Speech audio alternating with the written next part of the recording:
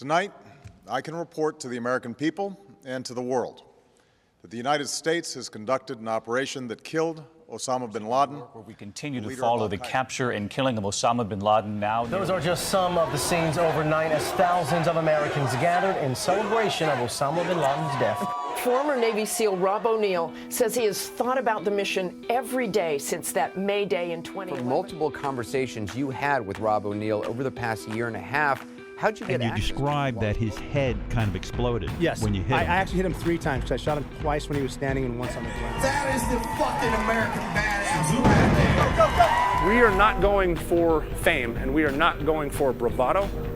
We are going for the single mom who dropped her kids off at elementary school on a Tuesday morning, and then 45 minutes later she jumped to her death out of a skyscraper. If you need help, hang up and then dial your operator. I'm Rob O'Neill, and this is the Operator Podcast.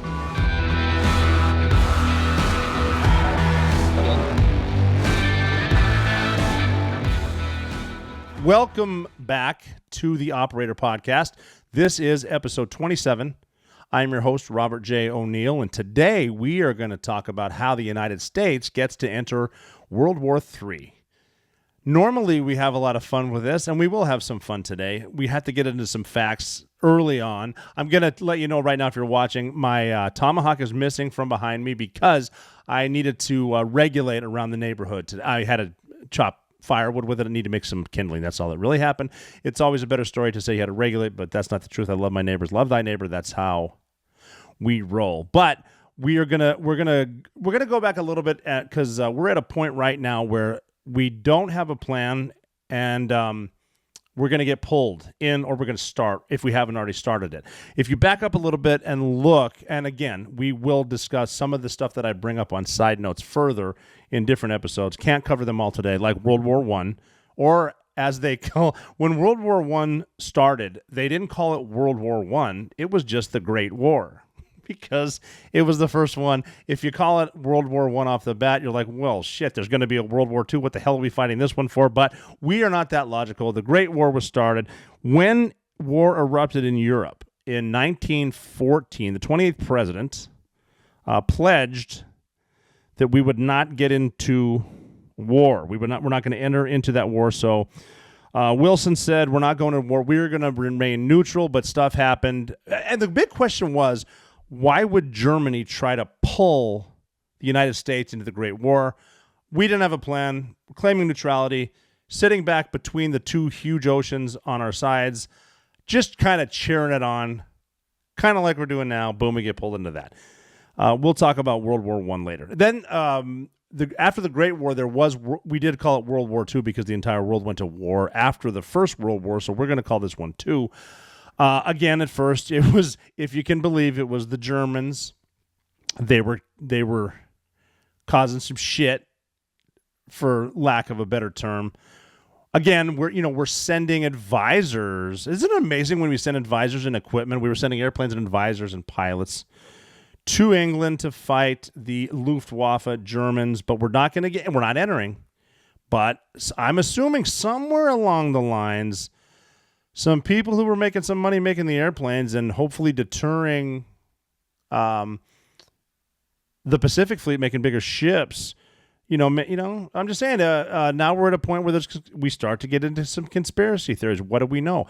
When did that administration find out that the Japanese, who were rustling up shit on their end, when did they know they were going to bomb Pearl Harbor, which they did? But we did happen to have some carriers out to see the day that Pearl Harbor was bombed. And again, that's a couple other episodes. We're going to get into the history of that. We have before. Incredible history in the Pacific Fleet. And please bear with me when I talk about stuff like this, because if someone who's been to war, I'm not a fan of war, and I don't like it, and I really wish there wouldn't be a war. I hate that so many innocent people are killed at war, which they are. And the same thing, I'm going to get into Ukraine. Believe me, we're going to get to how I got to World War III. Ukraine is involved, but it's not the people in Ukraine. And what's happening there is atrocious. Vladimir Putin is a horrible person. a horrible dictator, and I do not agree with what he's doing, even though what he's saying to his Russian people with his propaganda, he can let them know that because where they're fighting, that's Mother Russia, and we're just taking it back because, well, if you can imagine, there's someone in power in a place saying, well, these are just Nazis, and we're trying to stop the Nazis. These are the fascists and the Nazis. You ever heard that shit before? When you don't really have an argument, call them Nazis? Which is crazy. Which is crazy when you think, and I've mentioned this as well, that like Joseph Stalin killed like, 3 times the people that Hitler did? And Hitler's like, always the one, well, he's a Hitler, they're Nazis and they're fascists. They never bring up Stalin. I think it's maybe because FDR was calling Joseph Stalin Uncle Joe, or whatever reasons politicians do what they do. But we are going to get into that. I hate what's happening. I know there's we've had Americans killed there. We've had journalists killed there and maimed. We've had Americans go over and help, disguising themselves as an ambulatory unit. These are former military heroes helping people there. I know there's chemical weapons being used, people dying horrible deaths, living in horrible... I mean, I've been over to that part of the world, and it just, living there in general sucks in February, but going to war, I can't imagine what that's like. And it just, war sucks. It sucks to be a part of. It sucks to fight. Yes, there are some good times, but most of it just sucks. But then if you say anything against Ukraine now, it's you're pro-Putin and you're a fascist. Here's a question that I bring up is, are you going to blindly support something that Nancy Pelosi, Chuck Schumer, and Adam Schiff say that we're 100% all in when they bring their President Zelensky over here and they hang a Ukrainian flag in our capital and everyone stands up and cheers and they speak in Ukrainian? You're going to blindly follow people that if you don't put the Ukrainian flag in your bio on your social media accounts, you must be a fascist? What the shit is that all about? So we're going to talk about how this is going. And even now when I'm seeing, because we're supporting Ukraine, and at first it was going to be with just defensive weapons, but then and those fucking people on Facebook that put these videos with cool music of bombs being dropped. And I saw one today of these Russian tanks, they're retreating in battle and they're getting hit with Ukrainian artillery. Okay, well, ask yourself this. We're just supplying defensive weapons because I'm not smart enough to understand what I'm talking about. But why would those Russian tanks be retreating? Oh, because they're using Javelin missiles against the Russian tanks and probably Bradleys that American supplies, which, by the way, can be defensive, but they can be pretty offensive too. And look at the Ukrainian artillery as it shells these retreating Russian tanks. No. That's American artillery. And yeah, we gave it to the Russians, but I'm not there. Did we just train them? We got guys in there. Who knows? I'm questionable, but I do know, and we've talked about the Abrams tanks that are going. The F-16s aren't going yet, but boy, I tell you what, the pen is getting wet, man, just to sign those contracts to dry so someone gets paid. So here is some of the stuff that I want to bring up that, because these are so big, they do get mentioned, maybe, but they're not headlining articles. We need to talk about Nord Stream 1 and 2. Okay, these are pipelines that the Germans had wanted to deliver gas from Russia. So Russia built these multi-billion-dollar pipelines to bring gas from Russia into Germany and the rest of Europe. And the United States was critical of these pipelines, and especially during the Trump administration. And they wanted them shut down, but they only shut these two things down after Russia invaded Ukraine. Then they were sabotaged and blown up. Now, the messed up thing is before they were sabotaged, we had officials up to and including the top of the food chain say that if this stuff's going and Russia invades Ukraine, we're going to blow them up, basically. And they said we were. And then afterwards, there were people bragging about it, like, yeah, they're now at the bottom of the sea, which is dangerous. But sometimes if you own the media and the media is not good, the media's job is to tell us what the government's doing and hold them accountable. But now that the media is on the take and they only do what their bosses tell them to say, because if not, they'll get fired, they're going to tell you whatever. No one's being, most on the left are not being held accountable. So this is not a big story. And something happened and, blown up, twisted metal at 160 to 300 feet in a way after the investigation. This could only have been an explosion. So what did we do? Well, the Russians did it. Now, here's where that horrible word called logic comes in. Ask yourself this. Why would the Russians blow up their own multi-billion-dollar pipeline that they built? Why would they get rid of that leverage for negotiation or that source of income? You know, if they were going to invade and they wanted eventually to say, if you do this and let us have this, if they turned it off because we turned our pipelines off, now they're depending on this gas. The Russians could say, well, if you let us keep this, we would just we'll turn it on, and that would be an attractive way for a potential peace movement, right? And not that would happen, but it was an option that the Russians had, and they're not going to take it off the table by blowing their own pipeline up because they're only going to get that 24-hour news cycle to say, yeah, look at us, we blew it up. And then after it was blown up, the West being us, and we're always the good guys, right? There's no way we're involved with anything shady. We, being the United States and the Europeans, have conducted not countless, but several investigations to this for months. And then, this happened months ago. And there hasn't been a shred of evidence pointing to Russia.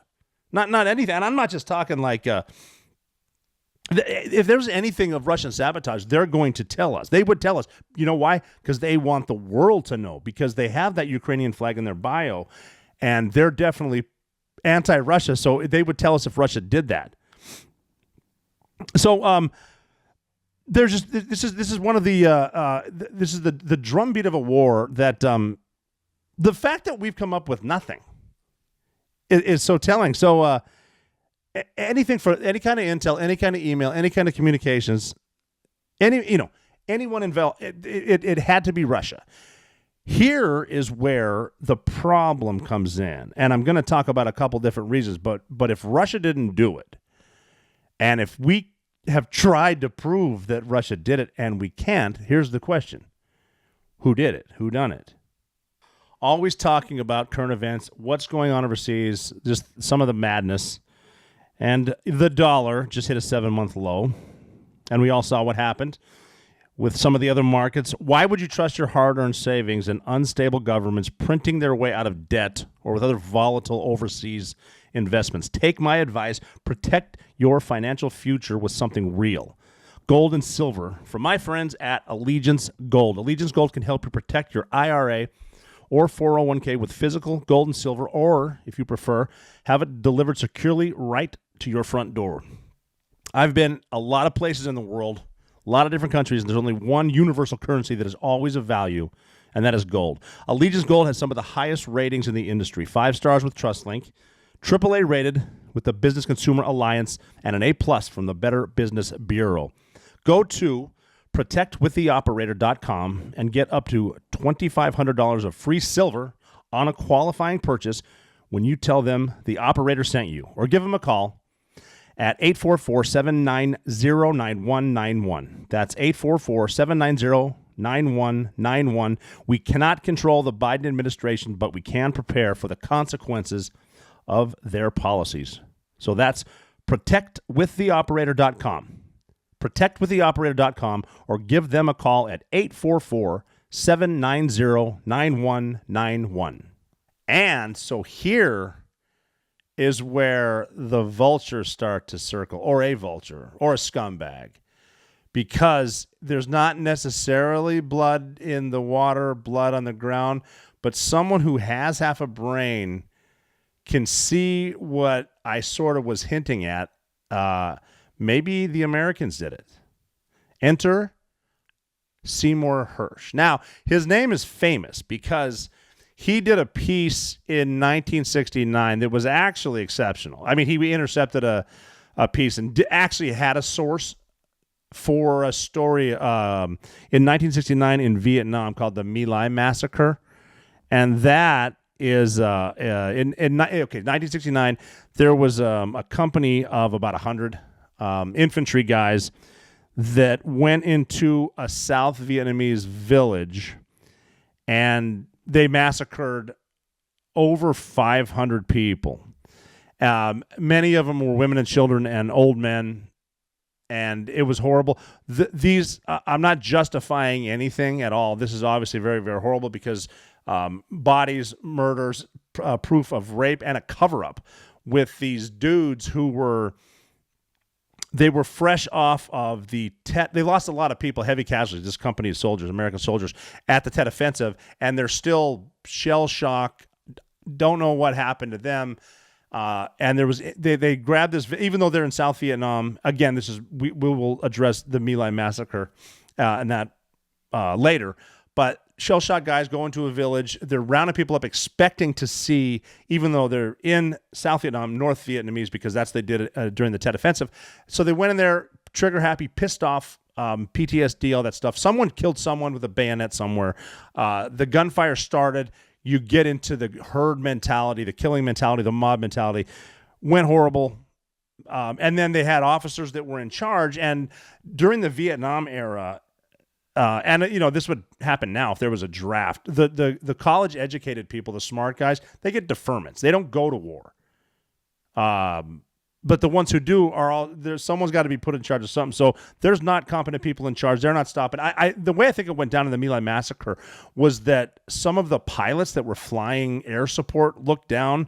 They were looking out of like a Huey to do CAS, and they're seeing shit going on. They had to land and like take people out and line them up with a helicopter. Like, what is going on here? There was a cover up, and then Seymour Hersh got wind of it, and he wrote an article, and he was awarded the Pulitzer Prize for what he did covering the My Lai massacre. Now that's like 53, 54 years ago. And he really hasn't done shit since. And he's written stuff, but he's one of those guys. I've never met him. He strikes me as a scumbag, but he never has a source. He's always got, and from anonymous high-level intelligence source, and from there's never he never has a source. He wrote something about when Bashar al-Assad gassed his people in Syria a couple years back. He just didn't break anything. He came up with a story that said, "Oh no, it wasn't Assad. It was Turkey, and Turkey did that." And it was proven wrong. And then when we went to kill Bin Laden, he wrote a story in May of 2015. Where he was saying that the intel, like anonymous sources that this guy Seymour Hersh has, saying that, well, the intel people weren't real. They didn't really do this. And the Pakistanis, it was the intel service that told the Americans that the Bin Laden raid was all staged and Pakistan all knew about it. How are they going to get into Pakistan without them knowing about it? And it never happened with the Courier and the CIA and the woman that found Bin Laden. And I'm reading this story, and it's laughable because this is like, I will tell you if I've been there, and if I try to, and please let me know in the comments if I don't. I try to tell you if without knowing someone, I don't really want to talk about them or name them because I wasn't there, and that's important to realize. If you're not there, unless you were there at the time and saw it happen, you only know what you were told. Right? So, I mean, okay, I wasn't on the intel piece that took how many years, 5 years or whatever, to track Bin Laden back, but I was certainly there when it was suggested to the team of 23 and the few agents that were there that one of the options is we can do a multilateral operation with the Pakistanis to go to Bin Laden's house. And everyone in the room is like, well, no, you can't tell anyone in Pakistan. Bin Laden will be gone tonight with a pina colada in his hand, hopefully a virgin pina colada because he is a devout Muslim. But he's going to be gone. We can't tell. We didn't tell him. And I met the intel people that found him. And they're so professional, they are not going to say anything. But, I mean, that's insulting for that work, especially the woman that found Bin Laden. There were women on the team that found Bin Laden. I'd be pissed, man. But then he said they knew about it, and there was the CIA got a safe house right next to Bin Laden's house. That didn't happen. There's no fucking way you can do that. You can't move in there and put a bunch of white guys that don't know how to dress like Afghans and their beards look ginger like me. Like, what are these Irishmen doing here? All the shit he said, this article didn't happen. And I was able to see a lot of this stuff happen. He said when we got Bin Laden out of there and flew him out, we were cutting his body up and throwing pieces all over the Hindu Kush on the drive out and like smoking a cigar with his dead hand. He didn't say that. But I just got this weird feeling of a cool portrait I could have someone paint. Didn't happen. We didn't desecrate the body. We didn't cut him up. We brought him back. Now, again, and I do say, well, were you there when he threw the bin Laden's body in the ocean? Well, technically, no, I wasn't there. And they said, well, how can you prove that bin Laden's body is not back at CIA in a big bucket of betadine? I'm like, technically, I can't. But the other shit, I know didn't happen. But Seymour Hersh is just writing this crap to get attention. He did a good job in 1969. Who knows how he had that source? I don't think he even named that source, but he shows up with this shit. And he wrote something that was published independently in his newsletter, and it got huge attention. Why did it get huge attention? Now, think about this. Well, because Russia read it. So Seymour Hersh is saying this stuff, and then Russia's like, well, that's fucking interesting. And to give him credit, it's an interesting story. So he kind of goes through what would happen, and you got to figure though, NATO was I mean, there wasn't really a reason for NATO until now, and now NATO's going to keep getting the funding, and we're going to be there. Why in the world would the United States and Norway? He's saying Norway and the United States did it.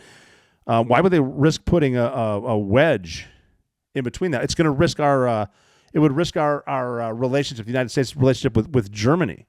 And fuel is going to spike everywhere. And even though we don't really care about natural gas, and not we, but I'm saying the administration doesn't care about natural gas. They don't want the prices to go up because maybe someone won't get elected or reelected or whatever, which is going to be hilarious if President Biden runs again. I can't wait to watch those. Well, they won't have a debate. So they'll figure something out. But it is worth taking a look at because, it's an interesting story, but you can't put a lot of credibility behind it. And his story, I mean, it doesn't add up. The story that Seymour Hersh wrote does not add up. And just because simply with NATO, because as the United States right now, not me personally, but the elites in the United States, the elites around the world, the ones that meet in Davos, NATO they're globalists. They don't give a shit about the United States. They care about the global bullshit. And NATO is like it's a global organization with U.S. leadership. This is corrupt globalism with U.S. leadership. Why wouldn't you want to keep that? I like to think that we have a lot of fun. I know I am having fun here. I hope you're having fun listening and or watching. But we always seem to get back to security, whether it's physical security or, at home driving, all that stuff. Going online without ExpressVPN is like changing while leaving your window wide open. You might not have anything to hide. I don't know what you're into. But why give random creeps a chance to invade your privacy? When you go online without a VPN, internet service providers can see every single website you visit. Again, I don't know what your thing is, but nobody wants that. They can legally sell this information without your consent to ad companies and tech giants and then use your data to target you. When you use ExpressVPN, internet service providers cannot see your online activity. Your identity is anonymized by a secure VPN server. Your data is also encrypted for maximum protection when you're online. It's easy to use. Fire up the app and click one button. Phones, laptops, even routers. So everyone who shares your Wi-Fi can be protected. I like to use ExpressVPN simply for those reasons. I don't want anybody to see it. So you should probably do the same thing. I hate the pop-up ads. I don't like them. This works. Secure your online activity by visiting expressvpn.com/theoperator today. That's ExpressVPN.com/theoperator, and you can get an extra 3 months free. ExpressVPN.com/theoperator. Keep it safe. So again, interesting, but it's incorrect. But it is fun to look at. I mean, it's always fun to read some of those books. I mean, Tom Clancy's more accurate than Seymour Hersh, but he claimed the operation was devised with the operation meaning the one to blow up Nord Stream 1 and 2 was devised without using special operations in order to avoid notifying Congress. Title 10 and Title 50 of the U.S. Code are Title 50 is CIA, Title 10 will be Department of Defense, but a covert action pursued under Title 50 is the part of the U.S. Code that allows the CIA to pursue covert action regardless of what assets are used. So that was us. Bin Laden Title 50 under the CIA, because then, you can potentially the whole you don't exist type shit. I didn't know much about it at the time, Title 10, Title 50. I don't care. This is a big mission. I want to go. And technically, Congress maybe would be briefed, but I don't believe Congress was briefed on the bin Laden raid, which is why, again, technically you have to brief Congress even if it's under Title 50, right? So if it's a CIA covert mission, you still have to brief Congress, lawmakers, I guess. Don't know if it happened for bin Laden, but the Hirsch article is saying that Congress would be briefed. Now, the way that Congress leaks, if I'm doing a major mission like that, I'm not telling them shit. But they're saying they would have been briefed. But anyway, regardless, it didn't happen. Congress did not get briefed. And those requests are briefed to Congress every month. And so what Hirsch is saying is the CIA, so if we're not using, this is how it gets interesting. This is me reading the article. If we're not using special operations, the Navy, so they're saying that there was an operation in the Baltic Sea where the Nord Stream pipelines are, and there was an operation between Norway and the United States. So what we're going to do is go in there and have an operation. They're saying it happened. Again, Hirsch is writing it, so it didn't happen. But they're going to use Navy deep water divers, and Congress would have been notified, and they weren't. So that's just where one of the holes in the whole thing is. Again, it stays interesting because when and where does Congress get briefed? Because even in the skiff, sometimes your classified documents end up next to your Corvette. And then he suggested the operation was downgraded to avoid congressional notification. And as far as I know, that's not even a thing. But am I really paying attention? But there would have been something if our assets were there. So he also, I'm saying this is a Norwegian exercise, just exercise, but we're using it to covertly bomb or put explosives on these pipelines, that a Norwegian Alta-class minesweeper was used in support of the divers during these operations, these exercises. And there's public tracking that shows all this stuff. None of Norway's 5 Alta-class ships were in the region during the exercise. Even though you can say something's here, but you didn't notice, they have tracking of where those 5 ships were. None of them were there. And he also said that a Norwegian P-8 that does marine tracking dropped a sonar buoy the day of the explosion, triggered the explosive. So now we have a P-8 flying over, drops a buoy that Navy deep sea divers put on a pipeline that's 180 to 300 feet down. Now that's really interesting because we don't know. The deepest I've ever been is 120, and when you dive, there are certain physics that go with what's happening in your body, and 120, I think, is the deepest we can go without approval of the Chief of Naval Operations. And that's to be a Navy diver and not just a SEAL. That's diving open circuit, which is bubble scuba. And so then you're dealing with all sorts of different stuff. But to get down to 300 feet, when you go that deep, you need to stop at certain. If you want to get into diving later, please let me know. We can talk about the physics and the medicine and all that stuff. But when you get to certain pressures like that, as you come up, you need to stop to let yourself mellow out. And if you go down to 300 feet, there's something like you need to decompress, like be in a chamber for 30 days.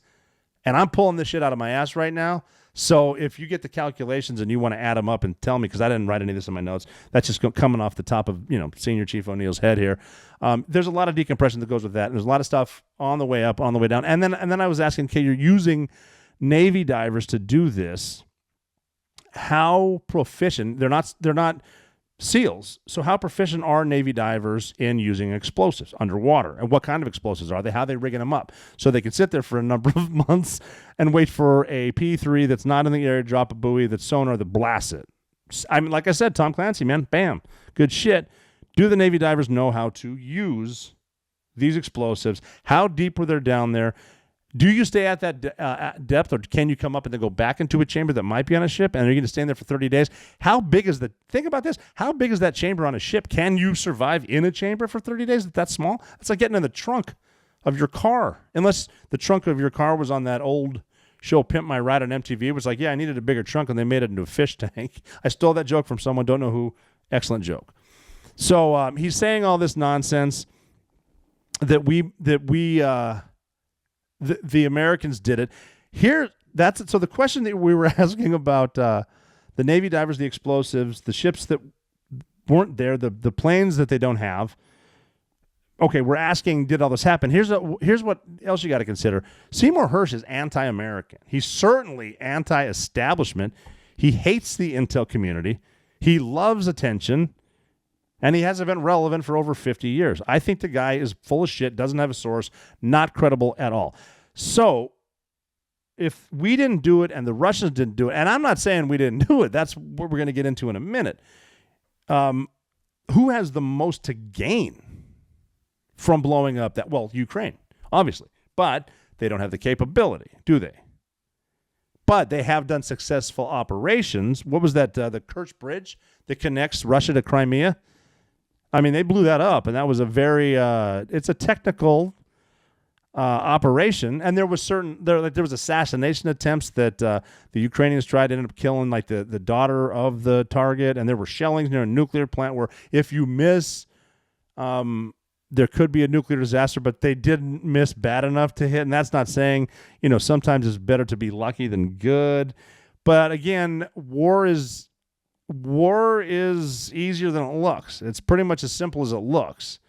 So are these technical? Yes, but if they don't have the capability, but they're blowing up bridges, well, shit, did the Americans give them that? I don't know. And you're starting to get into some very, very testy waters as far as how much are we going to back Ukraine? Are we giving him just Patriot missiles, or are we moving it to rockets? Are we moving it to Bradleys? Are we getting into Abrams? Will we get into F-16s? How much are we doing? So then you go back to the interesting story. Like I said, I think he's full of shit. Very interesting story. Who was the only one who could pull this off? If it was attacked, if it was sabotage, who is the only country that could pull that off? That would be us. Now that makes it interesting because we didn't want to get sucked into World War I or World War II. So here's the question you ask yourself now. Will Vladimir Putin do anything about it? So recently, I got a little what we would call in the military a smack on the pee-pee. I got put in. I got shadow banned a little bit on a social media platform. I'm not going to say which one it was, but I got put in Facebook jail because I showed a video of me at the range shooting my EOTech and some night vision and laser, things like that. And here I was thinking there's a First Amendment and a Second Amendment, but they didn't like that. But I said I was going to shoot again. I like shooting again. Now, speaking of shooting, have you checked out F1 Firearms yet? You got to check them out. It is worth going to see them. Find F1 Firearms and check out their pistols. They're kick-ass pistols. They're 5.5 inch, 8.5 inch. They have the same finishes on the guns that they always do, but they're coming with more, and that's worth seeing them just with the kick-ass colors that they have. Really light rail systems are custom rest for your thumb and your finger, and like the finger rest to keep your index finger in line with the apex of the trigger. You can go over there to F1 Firearms. You can custom your ass off. Everything from the grips. The F1 Firearms is kind of like me, people pleasers. I want to make people happy. That's just, I can't help myself. But like the grips with the paracord and like I said, the anodized colors are badass. Law enforcement military model. So AR-10, AR-15. They got the pistol calibers 9mm. Every receiver set is fit out of the box. There's no wiggle. The rails are contoured to the uppers. Everything, like I said, customized. The angle of the safety. So they're as pretty as you want them to be. They're as cool as you want to show off, and they are just ready for winning. Worth it for the colors, and you can get them with flamethrowers. I've seen it at a pool. Badass at some of the stuff we've done. But check out F1 Firearms. Totally worth your time. Because if you can, try to put yourself in Putin's shoes. Imagine if... now, we did shut down our own pipeline, the Keystone Pipeline, because of... it's bad for the environment. And it always seems like we pay attention to stuff that's bad for an environment as long as it fits our political agenda, and ours meaning the left's political agenda. The Keystone Pipeline is bad, even though that's the cleanest one. The stuff that we produce in the United States is the cleanest energy anywhere, but we'll shut it down to do what our fanatical activists want, and then we'll just try to buy it out of Venezuela, or we'll take oil from somewhere else. It's a lot dirtier, but they don't pay attention to that. When we spill off a train toxic gas into the air, we'll sort of mention it, and that's getting That's getting a little bit of attention now just because people are bringing it up. But initially, they didn't want to talk about that. Are they mentioning the ecological disaster that the explosions at the Russian Nord Stream pipelines, what it's doing to the atmosphere now, what it did? It's a monster. These are worse than volcanoes, but we're not bringing it up because it doesn't fit our agenda. But let's pretend for a second that we really cared about our own energy independence and we had something that was going to fund us, not just day-to-day life, not just our gas prices, not just our military, not just everything. Let's say we had it. Let's say we wanted it. And let's pretend the Democrats cared about actual energy. And the Russians did that to us.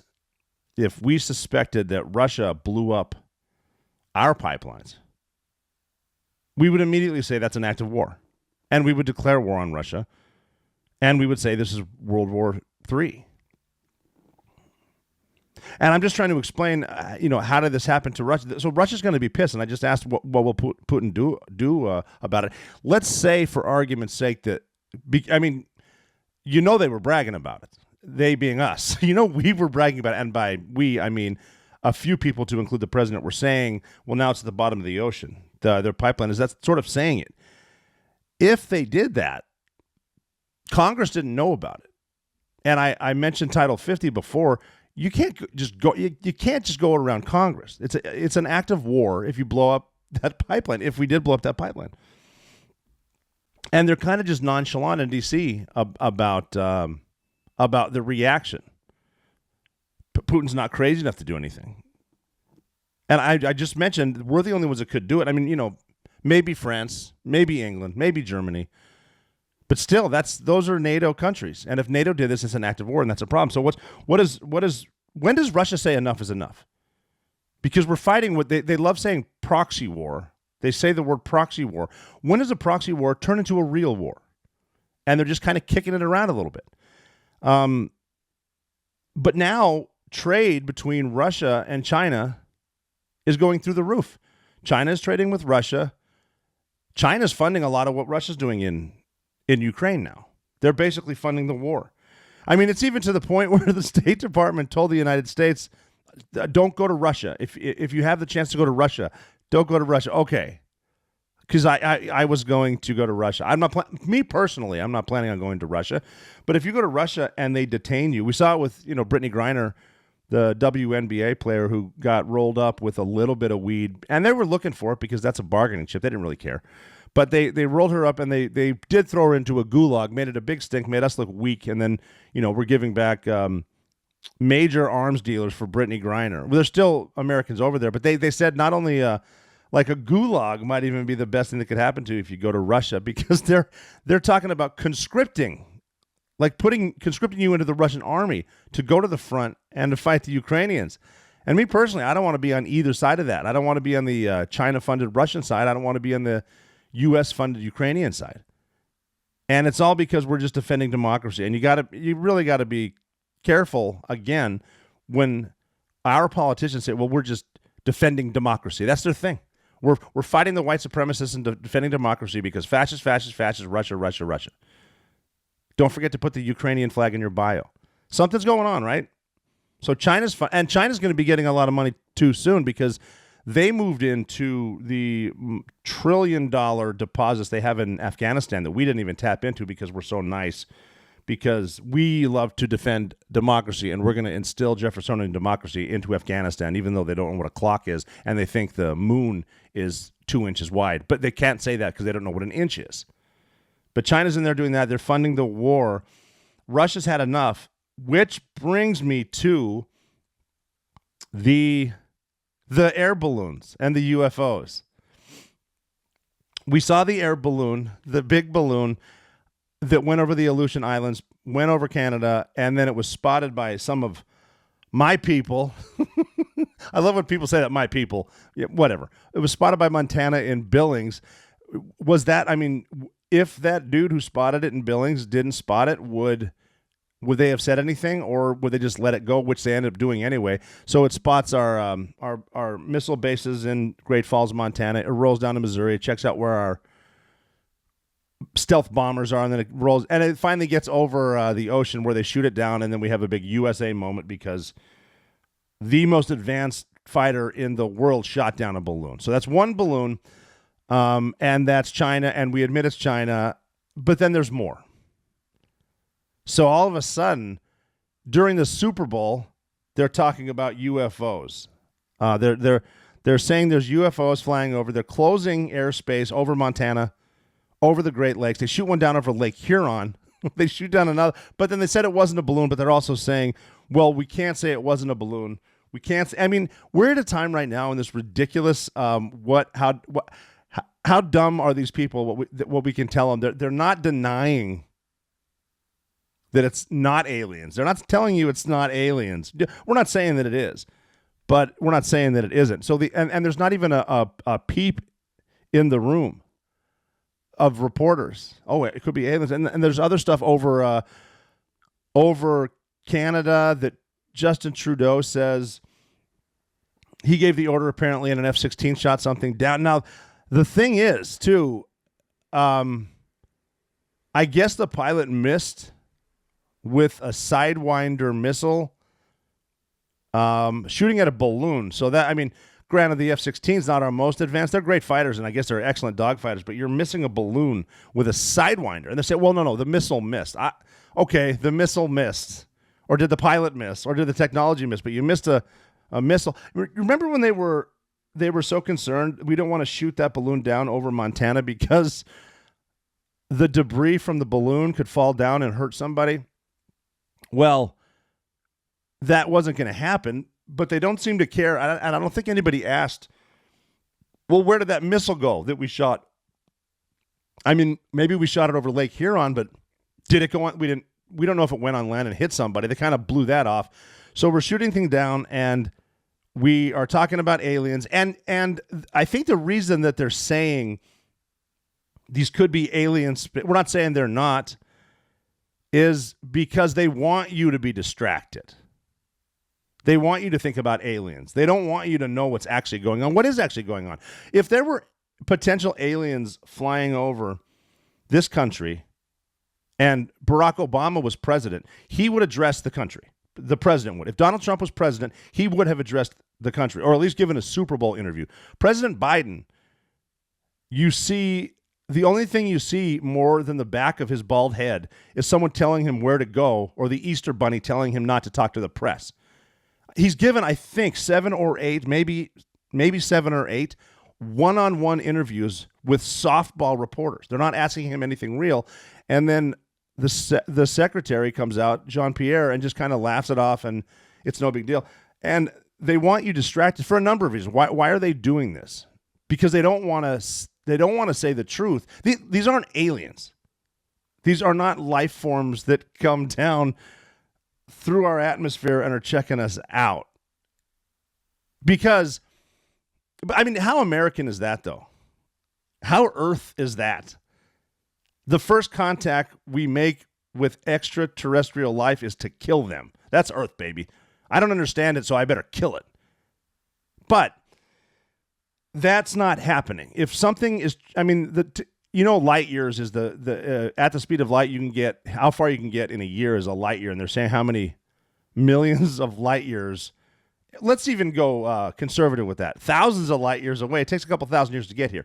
If some life form has the technology to either bend space and time to get to a spot, travel that far, or the technology to be alive long enough to go that far, and to have, I mean, think about if it's being manned by aliens and they had to travel for that long, they have the technology to stay alive that long, and they also have the soldiers or pilots or scientists willing to stay in a spacecraft to go that far. These would be, I don't know if I can call them serious dudes, serious ETs, but they're serious. They're on there. They have better technology than an F-16. We're not going to shoot down an alien life form with an F-16. That would be us shooting down an alien life form that came from a different galaxy would be the same as Mike Tyson getting his ass whipped by a baby. That's not going to happen. I mean, let's say that Mike Tyson was fighting a baby. Even if Mike Tyson didn't fight in the first round, didn't throw a punch in the first round, and the round is a draw at 10-10, whenever Tyson decides to throw a punch, he's going to beat the shit out of that baby, right? And that's just the end of the fight. That's the same way that it would happen with an alien on us. We didn't shoot it down, but our press, our politicians love it that we're distracted like that for a number of reasons. Why are they doing that? Is it because they're going to start releasing some names of people who went to Epstein's Island? Because you got Maxwell in prison, and apparently she was trafficking. She got like 20 years in prison for trafficking kids for sex to no one. Is that list coming out? Should we be distracted? Is the Hunter Biden laptop, now that Republicans are in charge and they're definitely investigating and writing nasty letters, which is basically the most that they'll do, is that going to prove how deep some of our politicians are with China? How China has us by the short and curlies? Who is involved? Maybe they're distracting us because they can just decide to put this off to the side. Are they distracting us because now that we've potentially blown up pipelines, now that China is funding Russia in Ukraine, maybe they're probing us, not in the good way. Maybe these are. These aren't aliens. These are developed somewhere. China and Russia are probing us to see our response. I have been doing this podcast for a number of weeks now. Once a week, we might get up to more than that. I have been on other ones, and it seems like we always end up talking about workouts, nutrition, things like that. It's whether you get up early in the morning, and the ice baths are great, but some people are taking them before a workout. They said it never felt better. Always looking for energy and diet. And I asked if you've heard of ketones, what they are. They are a natural source of fuel for your body. Ketones are often created when your stored carbs are depleted, triggering your body to convert fat into ketones for fuel. Unlike fats, however, ketones can cross the blood-brain barrier, allowing ketones to fuel both the brain and the body. Compared to other sources of energy like glucose or fat, ketones are a more efficient fuel that can produce more power while using less oxygen. When I take it, I feel amazing. That's all I'm saying. Now, you can find Ketone IQ at hvmn.com. That stands for Health Via Modern Nutrition. So visit hvmn.com and use the promo code THEOPERATOR at checkout and save 20%. Again, that's hvmn.com, promo code THEOPERATOR, 20% off. Ketone IQ is brain fuel. It's a boost. It's a zero sugar, zero caffeine energy boost. Use it daily, first thing in the morning, whenever you need to re-energize for a wave of clean energy and sharp focus. Here's something cool. 60% of the competitors at Tour de France use Ketone IQ, and none of them are keto. It's just really good stuff. hvmn.com, promo code THEOPERATOR. And so they tell you about these UFOs, or what do they call them? UAPs, unidentified aerial phenomenon. They're changing it up, and they're going to put together a committee to look into this, because that's what we do, is we make more committees. And committees in the U.S. government are never good because they never go away. These focus groups, the Crazy Eight, or whatever the shit they call them, the Gang of Eight, they never go away. But they are telling you about some of these because UFOs are fascinating, and they know we're going to pay attention to that, but we're not going to pay attention to other things. Did you know there is they were mentioning, the media barely mentioned it, but there was a Russian spy ship off the coast of Hawaii, and it was spotted by the Coast Guard, and it's doing different drills. It's changing direction. It's trying to avoid detection at all costs. And I mean, technically, yes, it's not in our waters yet. It's in international waters, but the Coast Guard spotted them, and there's millions of square miles. It's a big place, the Pacific, of square miles that they can look at. But the media sort of said they saw one, and it's just looking at our responses, and these drones and these weather balloons, these Pentagon-shaped things that are flying where the pilots don't know. They're not showing it. These aircraft aren't showing us any signs of propulsion. We don't know why it's up there. It's floating, and the pilots know that. But then there was another one with where the pilot said he saw something that could have been a hypersonic missile fly over him, and there's audio of that. It's pretty cool. I don't know if you can see a hypersonic missile, because I know normal slow missiles go pretty fast, but he said it was something really, really fast that was shot over them. How true is that? I don't know. And there's such good technology. Maybe somebody made that up. But the media admitted that there was an intel gathering ship off of Hawaii sort of probing, but then they released photos of several that came out of nowhere. And these are just, I don't know if they're boats or ships, but they're Russian-made. And it almost looks like, are China and Russia looking at how we respond? What is the pulse of the United States? I'll tell you that right now. Based on, we don't have a taste for war. We never do until we get sucked in. You know, we want to be peaceful, and we all hate each other until, I don't know, towers fall in Manhattan. And even look at that. Now, there's so many people out there talking about the conspiracy theories. That's neither here nor there. I don't know if we've touched on that or we eventually should. But China and Russia looking together, China funding Russia. You know who else is going to get involved? Iran. I know they want us to say Iran. Iran. I don't care. But they have oil, and China needs oil. They have access to the water, and Russia wants that. They want their bases there. They can all get into Afghanistan. I mean, Iran, I don't care. They're hosting Al-Qaeda too. So Al-Qaeda doesn't care for anybody. But if you can host us, then the enemy of my enemy is my friend type shit. Did you know that we just shot down a drone over Syria that was made in Iran? And they're just looking for more reserves. They're looking for ways to hurt us. What are we doing there? We have troops in Syria.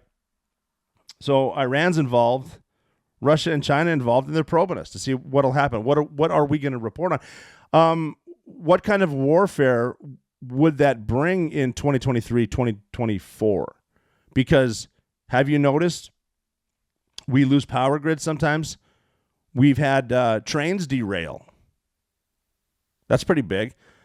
We have water supplies get attacked. We have power grids getting attacked, energy getting attacked. Random stuff, but is it random? Well, we don't know, because the first thing that happens is we just say, well, that must have been the white supremacists or the Nazis. Because the biggest threat to democracy is white supremacy. Don't worry about the potential Axis powers. Do you remember Axis powers in World War II? Germany, Italy, Japan, the Axis powers? Well, shit, there's Russia, China, and Iran.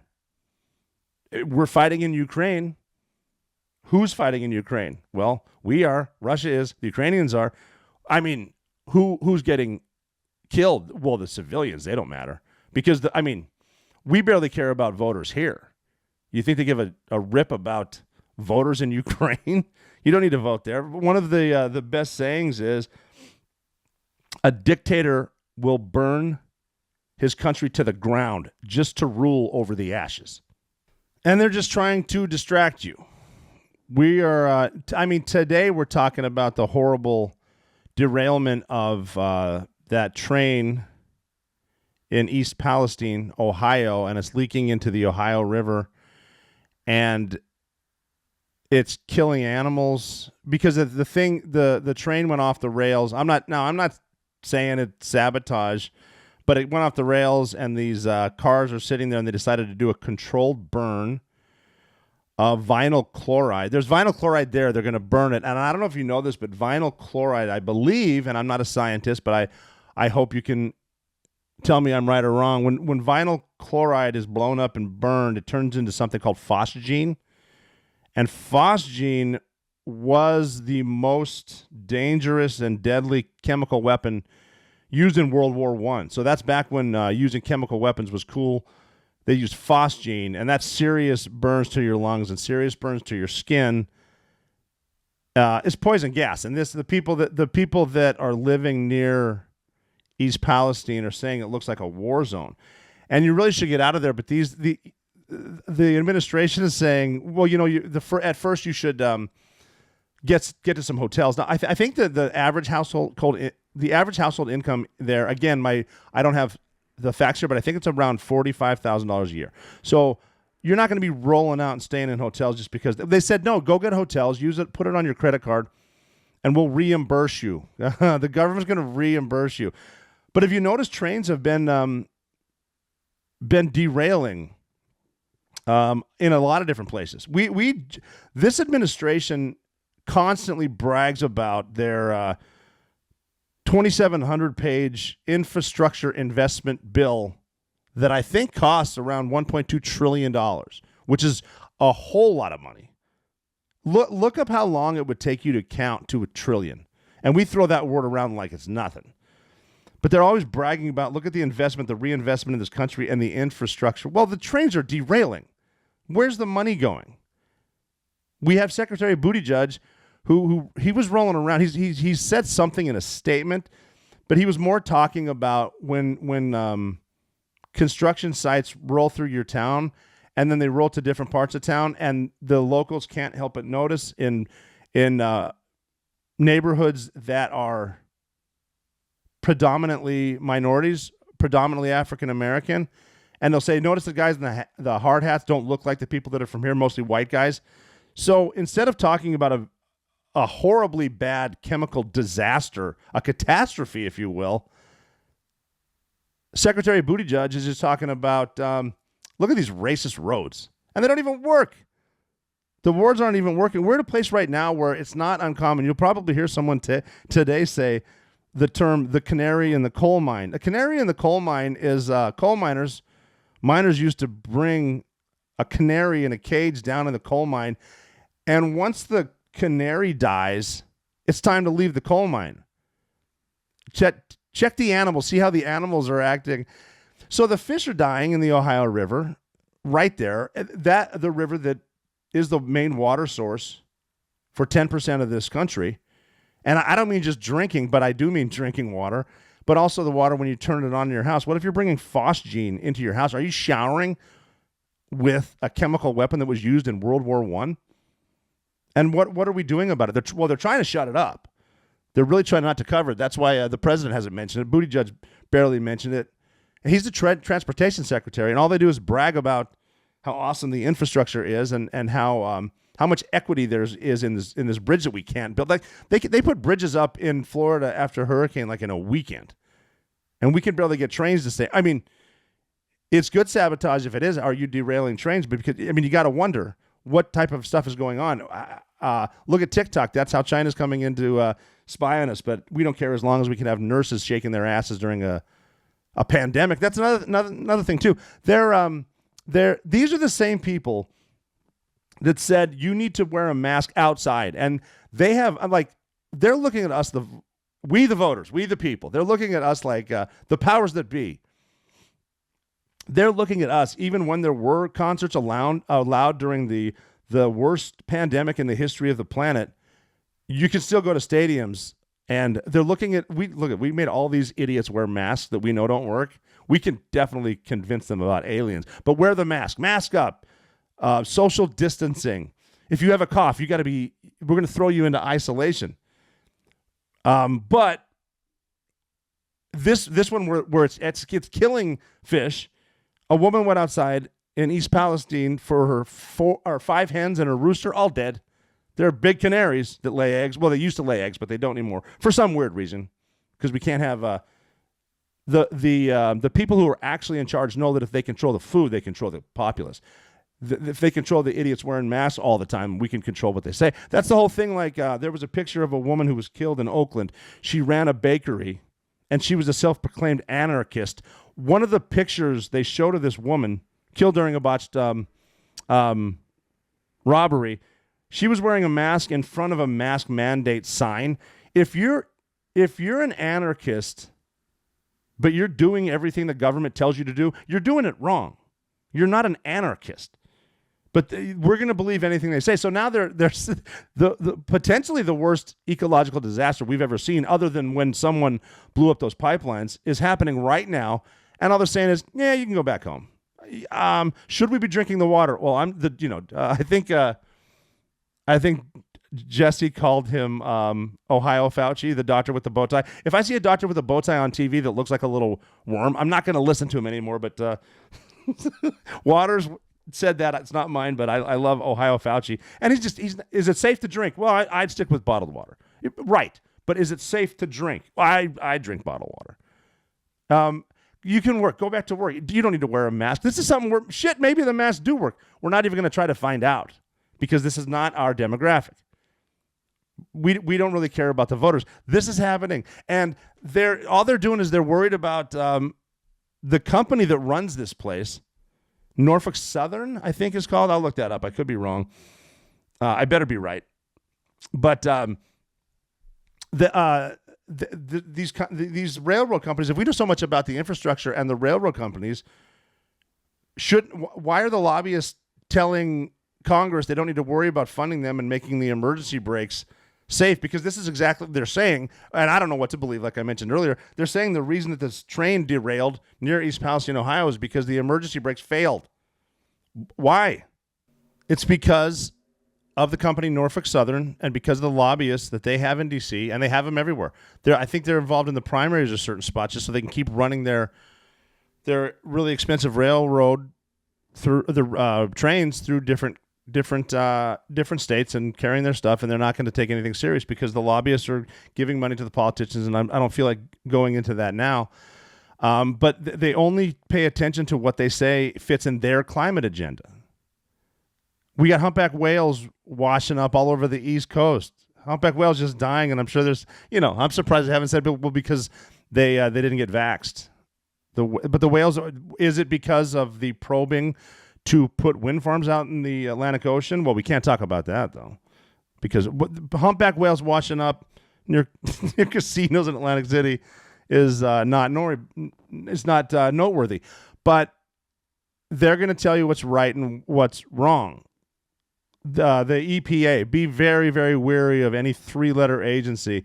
The EPA, the ATF, sometimes the FBI, three-letter government agencies that aren't elected making laws. The EPA, they're not lawmakers, but they can make your business miserable if you fuck with them because they can put regulations on you. How are they doing that? The EPA is saying, they're saying right now, basically they're saying like you sprained your ankle in a middle school football game. Just walk it off. You don't need a mask. Walk it off. The EPA is saying it's okay. You know that they said it was safe to go to the wreckage, EPA did, at 9/11? And there are people still dying of cancer that they caught on 9/11. The EPA said that the burn pits where soldiers are... A burn pit is where you burn duty. It's not a good job. It's usually an E1, E3, out there burning duty. They said the burn pits in Iraq and Afghanistan were fine. Go out there and burn it. You're going to be fine. No, they're not. They're getting cancer. Flint, Michigan, the water's fine. No, it's not. The EPA has been wrong. But they're right about this. These are bureaucrats in D.C. These are unserious people working on a distracted populace, making up fake problems. But they don't want to mention that. You know that I think we just sold another 28 million barrels out of the strategic oil reserve, and that will put us down to the spot that we were at as far as strategic oil for an actual problem, the levels that it was in 1983. So we're at that level. We're not exactly topped off, but we're selling that stuff. Why? Because, and to whom? Who are we selling this oil to, by the way? That's a good question. Probably China. Why? Ask yourself, why would we sell our strategic oil that's there for an emergency? For a major emergency, like, I don't know, World War III? Why are we selling it? Because we want to avoid a further spike in gas prices. Why would we want that? Oh, because we want it to be politically advantageous for us. We need to get the votes because, yeah, we just had midterms. We're having a presidential election in 2 years, which means, this is going to be fun. We're going to really start politicking in April. We'll see what happens there. I'm sure you'll hear about it. You will hear about Norfolk Southern. Dig in a little bit, see who their lobbyists are, see who they work with. Watch how fast they try to make this go away. It's not good for business. It's not good for politics. Plus, it's not their demographic. I mean, the majority of the people in this, well, for now, who's being affected are mainly Trump voters. So we're just not serious. We'll just pretend. I mean, the Secretary of Transportation, this should be in his MO. But he's gearing up for a run, too. He's going to run for president, too. And I'm surprised he hasn't said, you guys are only attacking me because I'm gay. That's what they do sometimes. All they're going to do is when we have an issue that we can't explain, you got to bring up equity, and you only hate me because I'm this. And you're bad, and you're a fascist. A lot of these people they're right, and they're not right. They're wrong. We can't prove they're wrong for 8 months to a year, but they're going to scream at you now. Another saying I've heard is the truth doesn't change no matter how loud you scream at it. But that's what they're doing, and it's important to pay attention. China's involved. China's concerned because here's another episode that we can talk about. China's very concerned about maintaining their elderly population because they had the one-child-only issue and forced abortions, but now that the elderly are there, now I'll wrap your mind around this craziness.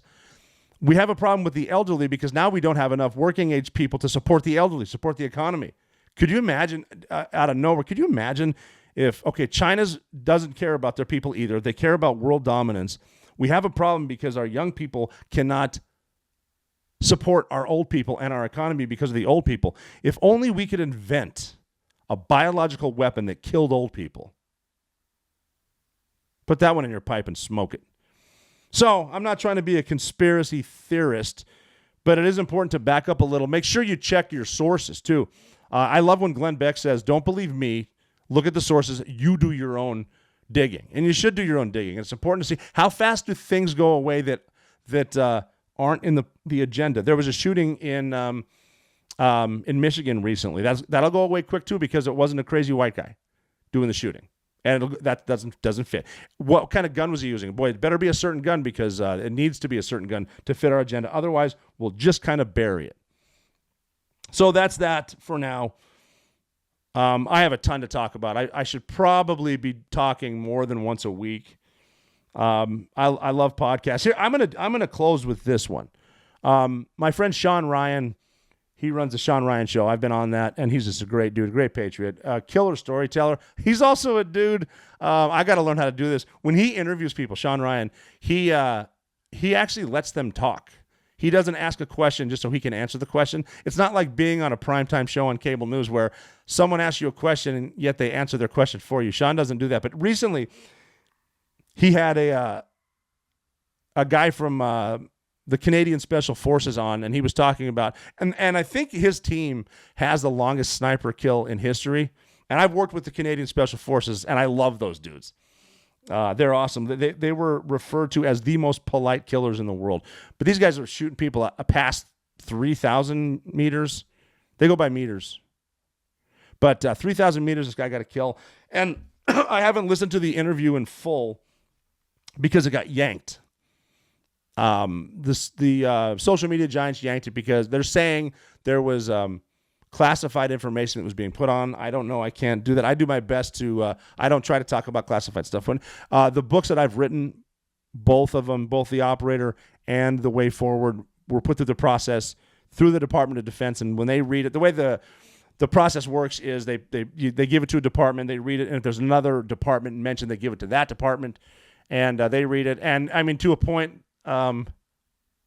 it goes to everybody, and they have a chance to redact stuff. People always redact stuff just because they need to. It's same as an end of tour award. It got to me, so I must do what I must do. But I went through the process. Canada's pissed off at this guy. They're saying he didn't go through the process because I think up with that communist regime up in Canada, they don't like people to admit that their guys are awesome and their guys are killers, which these dudes are, and they're awesome. To the point where I may have told the story when we had the Canadian Special Forces at our place in Virginia Beach, at the compound, and we were drinking beers and we were having the hot sauce contest, and one guy took a teaspoon, his name was Hawk, took a shot of the hottest hot sauce in the world. He was good for a while, then he turned red, then he turned pale, then we had him on a stretcher, then people I think were pumping his stomach, which I'm not sure you're supposed to do. I don't know if you pump your stomach when it's something hot like that, but it's going out one of the two ways. It's going through the front door, or it's blasting out your O-ring. It's going to be hot because you put it in there on a bet or whatever, but it was involved. But I guess this guy on the Sean Ryan Show said something. The Canadian government hated it. They sent him a cease and desist letter. So we got to support Sean, and obviously the Canadian Special Forces and the people of Canada are awesome. It's just, again, the powers that be who were in the know, who were not in the know, who can keep you out of the know, they're pissed off. And Canada, by the way, again, Canada's great. Love the people. Been up there. I went to that the Toronto Comedy Fest, I think, and it's just incredible. Awesome food, great stuff up there, great people. But Canada gets the country itself and their government gets a little big for their britches. Because they basically get free defense because we're here, and no one's going to invade Canada because the United States is here. So the way I put it is, Canada is America's hat. Mexico is America's beard. And then obviously Florida is our big, huge dong. So if you can remember that and keep a big, huge dong, you're never out of the fight.